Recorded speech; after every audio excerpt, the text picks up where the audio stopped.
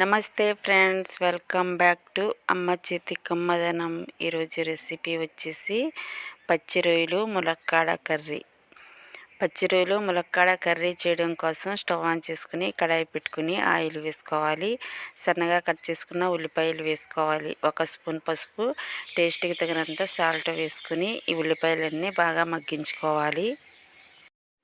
ఉల్లిపాయలన్నీ బాగా కుక్ అయిన తర్వాత ప్రాన్స్ వేసుకోవాలి.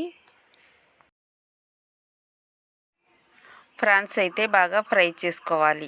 ప్రాన్స్ వేసిన వెంటనే వాటర్ వచ్చేస్తుంది అనమాట. వాటర్ అంతా డ్రై అయిపోయే వరకు, ఆయిల్ అంతా సెపరేట్ అయ్యేంత వరకు కుక్ చేసుకోవాలి.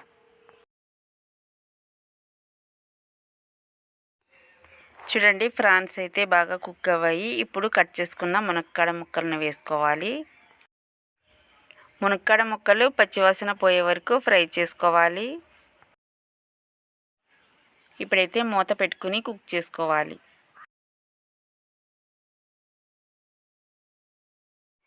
ములక్కాడ ముక్కలు అయితే బాగా కుక్ అవ్వాయి. ప్రాన్స్ కూడా కుక్ అవ్వాయి. ఇప్పుడైతే 5 పచ్చిమిర్చి కట్ చేసి వేసుకోవాలి.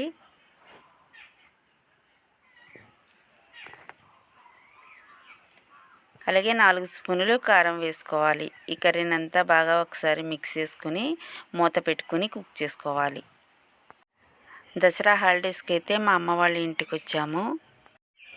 మా ఇంటి చుట్టూ ఎక్కువ బర్డ్స్ ఉంటాయన్నమాట. చూసారా, పెట్టల సౌండ్ ఎంత బాగా వినిపిస్తుందో.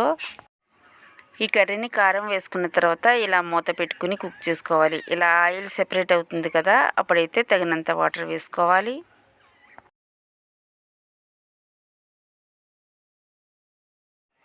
ఈ కర్రీని అంతా మిక్స్ చేసుకుని మళ్ళీ మూత పెట్టుకుని కుక్ చేసుకోవాలి.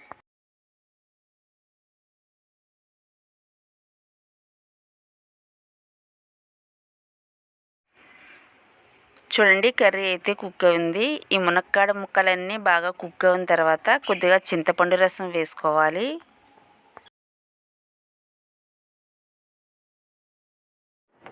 ఇలా చింతపండు రసం వేసుకున్న తర్వాత ఈ కర్రీని మళ్ళీ ఒకసారి మిక్స్ చేసుకుని మూత పెట్టుకుని కుక్ చేసుకోవాలి.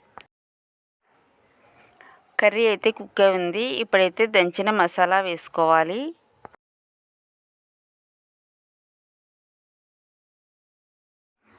టేస్టీగా ములక్కాడ పచ్చి రొయ్యలు కర్రీ అయితే రెడీ. అలాగే మా రెసిపీ మీకు నచ్చిందా? నచ్చినట్లయితే అమ్మ చేతి కమ్మదనం ఛానల్కి సబ్స్క్రైబ్ చేసుకోండి.